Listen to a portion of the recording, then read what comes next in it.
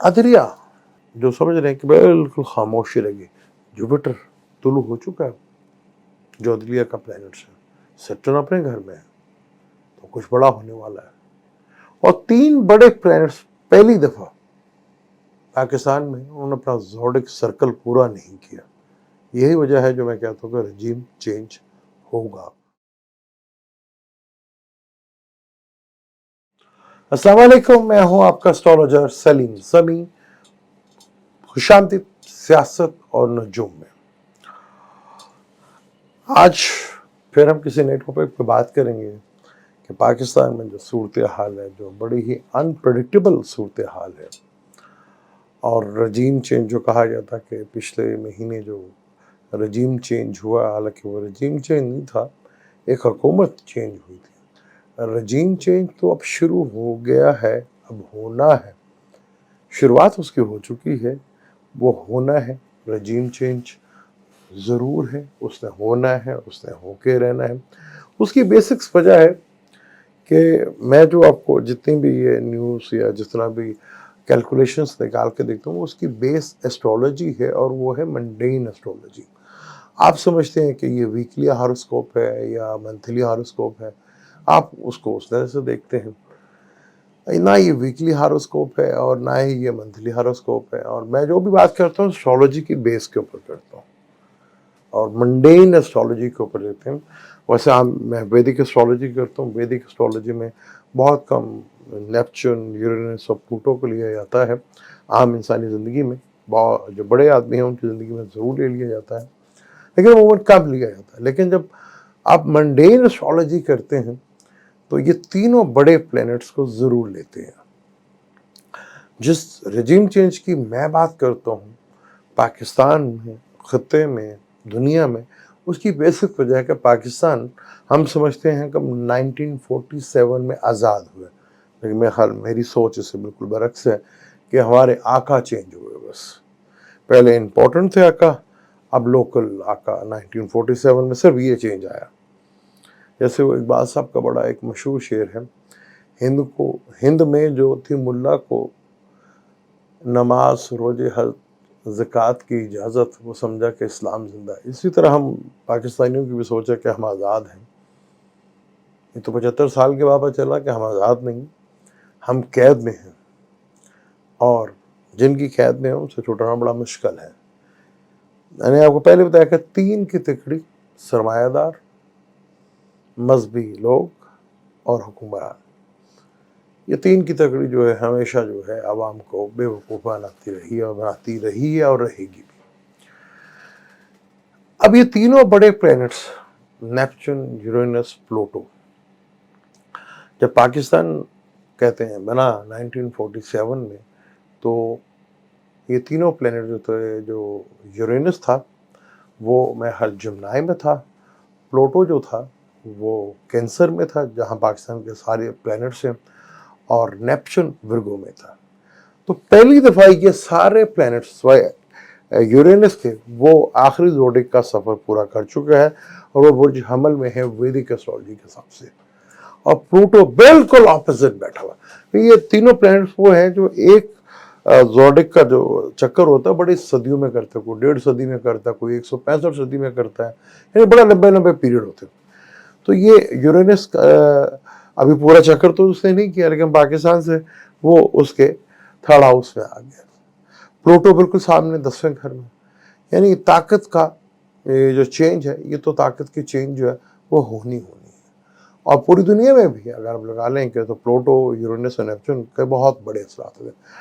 Neptune जहाँ था बिल्कुल ऑपोजिट विर्गो में था।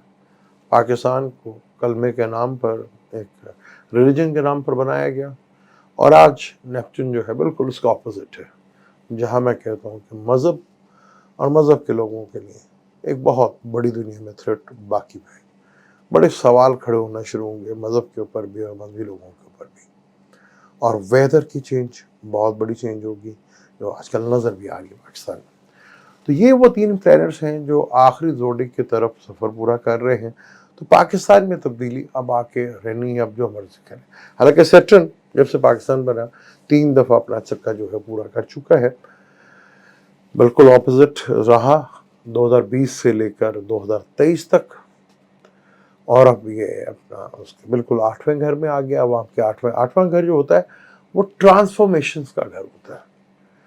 अगर हम अवाम के घर से देखें वो चौथा घर अवाम का होता है। तो ट्रांसफॉर्मेशंस के पीरियड में पाकिस्तान चल रहा है, लेकिन अवाम अभी तक सोई हुई है, अवाम अभी तक जागी नहीं है। आज रैली है, बल्कि ये रैली होगी, तो उसमें जो है अवाम, हालांकि ये मज़दूरों की रैली है, पर फिर भी मजदूर बेचारा बाहर मजदूरी के लिए निकला हुआ है। छुट्टी सिर्फ नवाबों को मिली हुई है, जो बड़े लोग हैं उनके लिए छुट्टी है। गरीब बेचारा फिर मुझे लगा हुआ है मजदूरी कर रहा है। पाकिस्तान में हालात इस तरह के पैदा करती है। अब ये चेंज निज़ाम को हुआ है। पहले हुकूमतें चेंज होती थी, हुकूमतें आपस में लड़ती थीं, फिर कोशिश करती थी कि हम दोबारा आ जाएं, और वो आ भी जाती थी। ये सिलसिला जो है पिछले 25-40 सालों से हमारे यहाँ लगा हुआ है। लेकिन अब सिस्टम को चैलेंज हुआ है और सिस्टम हिल गया। अब सिस्टम जो है वो आखिरी अपनी सांसें ले रहा है और वो अपने आप को बचाना चाह रहा है, जिससे बचना बहुत मुश्किल है। अब मैंने वो कहा कि जब आज़ादियों की बात होती है या तब्दीली की बात होती है तो वो ना दिनों में होती है, ना महीनों में होती है, ना सालों में, उसमें टाइम लगता है। सन 2016 में जब इंडिया में फाशिज्म, बल्कि खान साहब भी बार बार कहते थे कि इंडिया में फाशिज्म मोदी है, तो 2016 में हम कहते थे कि हिंदू वहाँ पर जो है इस तरह की हरकत करेगा और वो कर रहेगा, मुसलमानों के लिए बड़ा मुश्किल टाइम होगा। तो ये मुझे 100% यकीन था कि ये चीज़ पाकिस्तान में भी होगी, ये फाइसले पाकिस्तान में भी आएगा। किस रूप में आएगा सिर्फ ये देखता था, किस तरह आएगा इस सिर्फ देखता था। थोड़ा थोड़ा आइडिया था कि कौन ला सकता, कौन कर सकता, वो आपने देख लिया। आवाम जिसके साथ है उसके साथ सिस्टम नहीं है, सिस्टम उन्हीं के साथ है जो उनके जैसा है। आप पार्लियामेंट में किसी को भेजते हैं अपना समझकर कि ये जाएगा हमारी बात करेगा, वो उस सिस्टम का हिस्सा बन जाता है। लेकिन उस सिस्टम में से एक बंदे ने इनकार कर दिया। अब वो शूदर था, ब्राह्मण में जाके फंस गया। अब उन्हें ये एहसास हो गया ब्राह्मण को कि ये तो शूदर भाई, ये तो हमारे में फिट नहीं हो सकता। पूरा निज़ाम उसके खिलाफ हो गया, लेकिन अवाम उसके साथ। अवाम का बहुत बड़ा इम्तिहान है। पाकिस्तानी अवाम ने कभी ये हम जी निकल आए, जी हम सैलाब के लिए निकल आए, ज़ल्ज़लों के थोड़े दिनों के लिए हमारे अंदर रहती है, लेकिन निज़ाम को चैलेंज करने के अंदर वो जो है ना क्वालिटी जो होनी चाहिए वो अभी हमारे अंदर नहीं है। वो अभी आहिस्ता आहिस्ता, क्योंकि महरूमियाँ बढ़ेंगी, जब महरूमियाँ बढ़ेंगी टेंशन्स बढ़ेंगी और तकलीफ़ें बढ़ेंगी, और जब सख्तियाँ बढ़ेंगी तो अवाम के अंदर वो चीज़ पैदा होना शुरू होगी। क्योंकि हमारे तक जब थे जवान तो हमें तो कुछ ना कुछ चाहिए ही थे, लेकिन कुछ तो पाकिस्तान के हालात ठीक थे। अब जो नई जनरेशन है उसे देखे ही कुछ नहीं है, और इतना हालात तंग होते चले जा रहे हैं कि आप सोच भी नहीं सकते। और जब ये महरूमियाँ बढ़ती चली गई, और जैसे मैं पहले कहा था कि दुनिया भर के मुसलमानों के लिए बड़ा मुश्किल टाइम शुरू होने वाला है। एक उम्मीद लगी थी मुझे कि शायद पाकिस्तान उस चीज़ से निकल आए, लेकिन नहीं। अभी अवाम को, क्योंकि वो अल्लाह ताला साफ करता है हम जालिमों के ऊपर अजाब भेजते हैं और हम जालिम हुक्मरान भी बिठा देते हैं लाकर। अब जालिम कौन है ये हमें पता करना पड़ेगा कि हम ही जालिम तो नहीं है, क्योंकि अभी तक हमारे हालात ऐसे नहीं। प्लैनेटरी कंडीशन है 3 बड़े प्लैनेट्स की। नेपच्यून पाइसिस में आ चुका है। पाइसिस जो है वाटर ज़ोडिक साइन है और रिलीजन से भी है। तो यहाँ पर अभी के लिए दुनिया भर में वेदर की चेंज वो देखने को आपको मिल रही है। मई आ गया है, गर्मी बहुत कम है, और जून में सैटर्न भी रेट्रोग्रेड हो जाएगा, जो कि ज़मीन के करीब तर होगा और सर्दी से भरपूर स्टार ठंड है। तो क्या जून जुलाई में भी हमें मौसम बेहतर ठंडा मिलेगा, लेकिन उससे कितने वायरस और कितनी बीमारी یہ چیزیں پیدا ہوں گی، اس کا اندازہ لگانا بڑا مشکل ہے. یہ چیزیں بہت مشکل ہوتی جا رہی ہیں. اور پاکستان میں سیٹرن جو ہے وہ بھی کینسر میں بیٹھا ہوا ہے اور پلوٹو بھی ادھر ہی بیٹھا ہوا ہے. ابھی پلوٹو اور سیٹرن کا کنجکشن 2020 میں ہوا اور یہ 2020 سے کہانی چلی آ رہی ہے.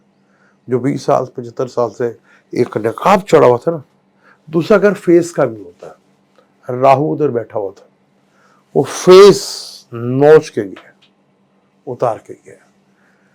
اور یہ بڑا لمبا ہے کیونکہ یورینس جو ہے بالکل اپوزٹ ادھر آ گیا ہے. جمنائی میں تھا ایئر ایلیمنٹ پہ، اب آتشی میں ہے اور بڑی 26 ڈگریز کے اوپر ہے. اور جب سینٹورس میں جانا تو بہت کچھ بدل دینا اس نے.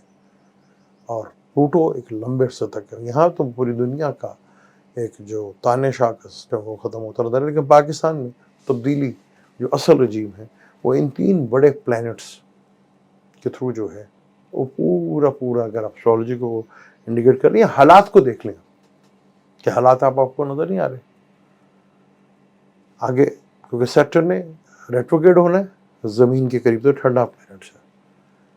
سردی بڑھتی بھی، جیسے میں نے کہا تھا کہ موسم میں تبدیلی ہوگی، جہاں گرمی بڑھتی وہاں سردی پڑے گی اور جہاں ٹھنڈ پڑتی وہاں ہیٹ بڑھے گی اور سراہوں میں سیلاب آئے گا. تو کیا ہو نہیں رہا، چیزیں بہت تیز. لیکن یہ ویک اور عدلیہ کی جہاں تک بات ہے، میں نے پہلے بھی کہا تھا کہ عدلیہ سے لاسٹ ویڈیو میں جو کہا تھا کہ تھوڑا سا ویٹ کرنا پڑے گا، لیکن اگلا ویک آپ کو بلکہ کل ہی بڑا کچھ دیکھنے کو ملے گا اور چیزیں جو ہے وہ کافی مشکل میں. اور حکومت کے لیے پھر میں کہہ رہا ہوں کہ مشکل ٹائم ہے. اس ٹاپک کو لمبا ہے، جاری رکھیں گے تاکہ آپ کا انٹرسٹ بھی نہ ختم ہو، اس کو جاری رکھیں گے کیونکہ ایک ہی پلانٹس کے اوپر بات کرنی. مجھے دیں اجازت. اللہ حافظ.